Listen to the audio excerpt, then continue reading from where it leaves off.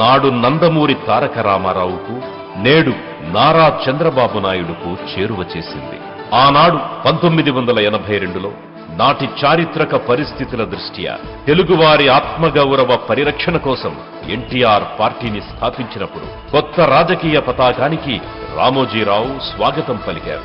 కృష్ణా, గోదావరి, తుంగభద్ర, పెన్నా నదులు పారుతున్న అన్నపూర్ణ ఒడిలో ఆకలి కేకలు వినిపించే దురవస్థ ఎందుకు అని ప్రశ్నించిన ఎన్టీఆర్ కు ఈనాడు పత్రిక వీరతిలకం దిద్దింది.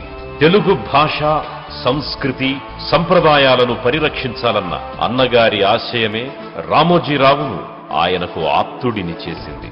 స్థాపించిన 9 నెలలలోనే నవశకానికి నాంది పలుకుతూ తెలుగుదేశం సూపర్ హిట్ కావడానికి రామోజీరావు చేసిన కృషి అనన్య సామాన్యం. ఇది ఆయన ఏ స్వప్రయోజనం ఆశించి చెయ్యలేదు.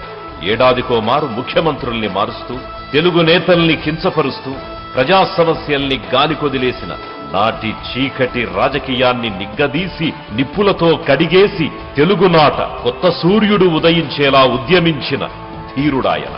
అపూర్వమైన వీరి కలయిక తెలుగు నేలపై కొత్త రాజకీయానికి విత్తనాలు వేసింది. తెలుగు ప్రజలు ఆర్థికంగా, సామాజికంగా ముందంజ వేయాలి, తెలుగు ఘనకీర్తి ప్రపంచమంతా మారుమోగాలి అని కలలు కనేవారు రామోజీరావు.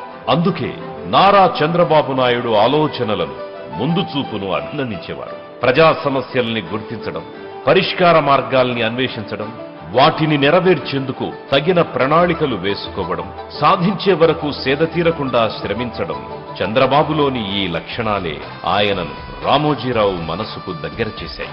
ఆధునిక సాంకేతిక పరిజ్ఞానాన్ని ప్రజలకు అందుబాటులోకి తేవడం, ఇన్ఫర్మేషన్ టెక్నాలజీని యువతకు ఉపాధి మార్గంగా మలచడం, మౌలిక సదుపాయాల కల్పన ద్వారా పరిశ్రమల స్థాపనను ప్రోత్సహించడం వంటి అంశాలలో చంద్రబాబు విజన్ను, విధానాలను రామోజీరావు ప్రశంసించేవారు. ఎంత ఆత్మీయత ఉన్నా ఏ రోజు ఏకపక్షంగా ఒక పార్టీ కోసమో, ఒక ప్రయోజనం కోసమో పత్రికని అణుమాత్రం వినియోగించలేదు ఆయన. అన్ని రాజకీయ పక్షాల ఆలోచనలకు, అభిప్రాయాలకు అక్షర వేదిక కల్పించారు. ఒకసారి 2004 నాటి రాజకీయ పరిస్థితుల్ని, ఈనాడు వివిధ పక్షాల వార్తలకిచ్చిన ప్రాముఖ్యాన్ని చూస్తే రామోజీరావు నిష్పక్షపాత నిక్కచ్చితనం ఎవరికైనా అర్థమవుతుంది. ఏ రోజైనా, ఏనాడైనా ప్రజలే ఆయనకి ప్రథమం. అందుకే చంద్రబాబు ప్రజల కోసం చేపట్టిన ప్రతి ప్రగతికారక విధానాన్ని, అభ్యుదయ మార్గాన్ని సమర్థించారు రామోజీరావు. ఆయన మన మధ్య లేకపోయినా ఆ కీర్తి, ఆ ఖ్యాతి తెలుగు జాతి ఉన్నంత వరకు అఖండంగా వెలుగుతూనే ఉంటాయి. వారి ఆశయాలు, ఆలోచనలు ఆంధ్రప్రదేశ్ రాష్ట్రాభివృద్ధికి తోడ్పాటునందిస్తూనే ఉంటాయి.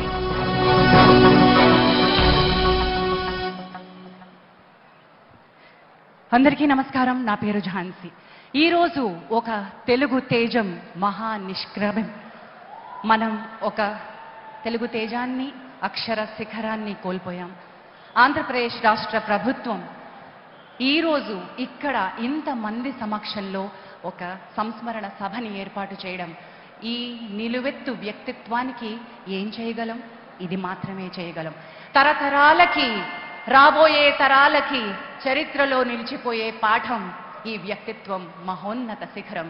శ్రీ రామోజీరావు గారి ఈ సంస్మరణ సభలో పాలుపంచుకోవడం నా అదృష్టంగా భావిస్తూ, ఈ కార్యక్రమంలో మొట్టమొదటిసారిగా వేదికపైకి విచ్చేసి ఆంధ్రప్రదేశ్ రాష్ట్ర ప్రభుత్వం ఈ కార్యక్రమాన్ని నిర్వహిస్తున్నందుకు స్వాగతం పలుకుతున్నాను. Shri Kollu Ravindra garu, honourable minister for mines and geology and excise, మాన్య మంత్రివర్యుల్ని మాట్లాడవలసిందిగా ఆహ్వానిస్తూ ఉన్నాం.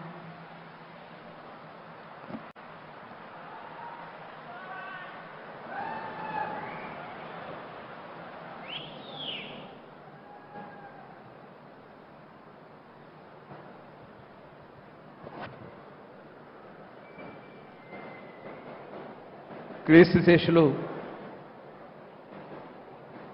రామోజీరావు గారి సంస్మరణ సభ ఆంధ్రప్రదేశ్ రాష్ట్ర ప్రభుత్వం, గౌరవనీయులు రాష్ట్ర ముఖ్యమంత్రి వర్యులు నారా చంద్రబాబు నాయుడు గారు, అదేవిధంగా ఉప ముఖ్యమంత్రి పవన్ కళ్యాణ్ గారు,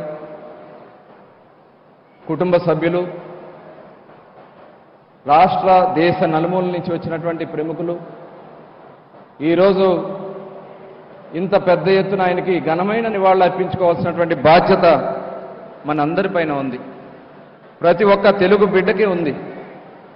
కృష్ణా జిల్లా పెదపారుపూడి గ్రామంలో ఒక సామాన్యమైనటువంటి రైతు కుటుంబంలో పుట్టి ఒక ఆదర్శవంతమైనటువంటి కార్యక్రమాలతో ప్రారంభించుకుని విద్యార్థి దశ నుంచే సమాజ సేవ పట్ల మక్కువను పెంచుకుని పత్రికా రంగంలో ప్రవేశించి 1974లో ఈనాడు పత్రికను ప్రారంభించి ఈనాటికి 50 సంవత్సరాలు అవిరామ కృషి చేసి తెలుగువారికి ఒక చైతన్యాన్ని నింపినటువంటి వ్యక్తి రామోజీరావు గారు.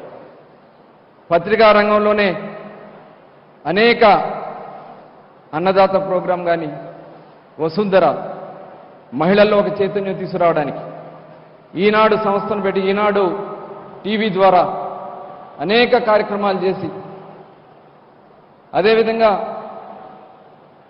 రామోజీ ఫిలిం సిటీ ఆసియా ఖండంలోనే అతిపెద్ద ఫిలిం సిటీని ఏర్పాటు చేసి చలనచిత్ర రంగంలో ఒక మకుటం లేనటువంటి కార్యక్రమాలు నిర్వహించడం ఎంతో